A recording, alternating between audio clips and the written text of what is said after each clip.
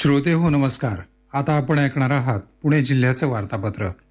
पुणे जिल्ह्यात जुलै आणि ऑगस्टमध्ये झालेल्या अतिवृष्टी आणि पूरस्थितीमुळे अनेक भागांमध्ये शेतकऱ्यांच्या पिकांचं मोठ्या प्रमाणावर नुकसान झालं.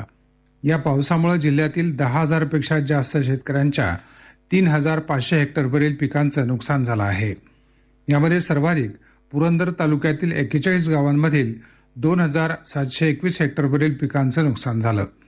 बागायती क्षेत्रातील 138 शेतकऱ्यांच्या 45 हेक्टरवरील पिकांचं नुकसान झालं असून त्यापोटी 12,38,000 रुपयांची नुकसान भरपाई प्रस्तावित असल्याचं पुणे जिल्हा कृषी विभागानं सांगितलं आहे. पुणे जिल्ह्यातील दूध प्रकल्पांना अनुदान मिळण्यास सुरुवात झाली आहे.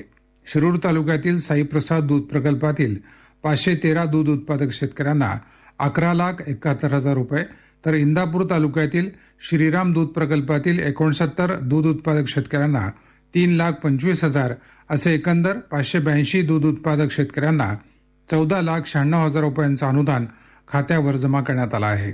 आता दूध प्रकल्पांकडून माहिती मिळण्यास चांगला प्रतिसाद मिळत आहे. 114 दूध प्रकल्पांपैकी 18 दूध प्रकल्पांनी अनुदान मिळण्याबाबत प्रस्ताव दाखल केले आहेत. पुणे शहरात झिकाच्या रुग्णसंख्येतील वाढ सुरूच असून रुग्णांची संख्या आता 100वर पोहोचली आहे.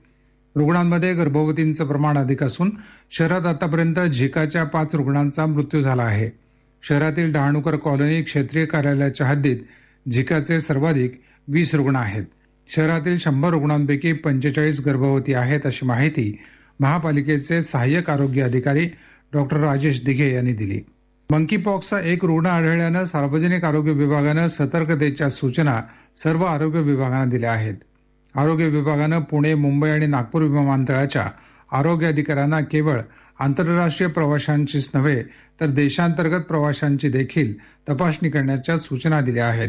प्रवाशांमध्ये ताप, पुरळ आणि गाठी यासारखी इतर लक्षणं आढळल्यास विशेष लक्ष द्यायचं आहे. तिन्ही शहरातील प्रमुख रुग्णालयांना बाह्य रुग्ण विभागामध्ये येणाऱ्या रुग्णांचा शोध घेण्यासाठी आणि विलगीकरण कक्ष तयार ठेवण्याकरता सतर्क केलं आहे अशी माहिती राज्याचे साथरोग अधिकारी डॉक्टर R.B. सुळे यांनी दिली. पुणे महापालिका सेवा हमी कायद्याअंतर्गत 89 प्रकारच्या सेवा पुरवल्या जातात. मात्र याबाबत नागरिकांमध्ये जनजागृती नसल्यानं त्यांचा वापर केला जात नाही. त्यामुळे या सेवांबाबत जनजागृती करण्यावर पुणे महापालिकेकडून भर दिला जाणार आहे. महिला आयोगाच्या निर्देशानुसार पुणे महापालिकेच्या सर्व 15 क्षेत्रीय कार्यालयांतर्गत स्त्री सक्षमा केंद्रांची स्थापना करण्यात आली आहे. यामध्ये महिला सक्षमीकरणासंदर्भात विविध उपक्रम राबवले जातात. महिलांना मोफत कायदेशीर सल्लाही दिला जात आहे. शहरातील आर्थिक दुर्बल घटकांना या केंद्राचा मोठा लाभ होत आहे.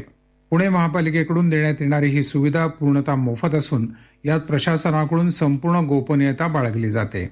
ओल्या कचऱ्यापासून CNG तयार करण्यासाठी मळी तयार करणारा बाणेर सूस रस्त्यावरील कचरा प्रकल्प काढून टाकण्याची गरज नसल्याचं स्पष्ट करत सर्वोच्च न्यायालयानं याबाबतची याचिका निकाली काढली आहे.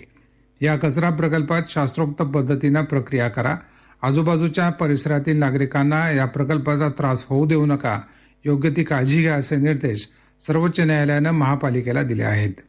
फुरसुंगी आणि उरुळी देवाची ही दोन्ही गावं पुणे महापालिकेतून वगळून त्यांची नगर परिषद स्थापन करण्याची अंतिम अधिसूचना राज्य सरकारनं काढली आहे. महापालिकेची सध्याची हद्द 516 चौरस किलोमीटर असून त्यातून दोन्ही गावांची 28 चौरस किलोमीटरची हद्द वगळण्यात आली आहे. त्यामुळे पुणे महापालिकेचं भौगोलिक क्षेत्र कमी झालं असून सुधारित हद्द 488 चौरस किलोमीटरपर्यंत निश्चित करण्यात आली आहे. चौथ्या हॉकी इंडिया वरिष्ठ पुरुष आंतरविभागीय राष्ट्रीय अजिंक्यपद स्पर्धेत सलग दुसऱ्यांदा पेट्रोलियम क्रीडा प्रोत्साहन मंडळानं जेतेपद राखलं. त्यांनी गत उपविजेता रेल्वे क्रीडा प्रोत्साहन मंडळ संघाचा पेनल्टी शूटआउटवर 3-2 असा पराभव करताना पुन्हा जेतेपदाचा चषक उंचावला. गणेश विसर्जनाची मिरवणूक सध्या पुणे शहरात सुरू असून त्यासाठी स्थानिक प्रशासन आणि पोलिसांद्वारे जय्यत तयारी ठेवण्यात आली आहे. हे होतं पुणे जिल्ह्याचं वार्तापत्र. आलेख आणि वाचन मनोज क्षीरसागर. हा कार्यक्रम आकाशवाणी पुणे केंद्राच्या प्रादेशिक वृत्त विभागाद्वारे सादर करण्यात आला.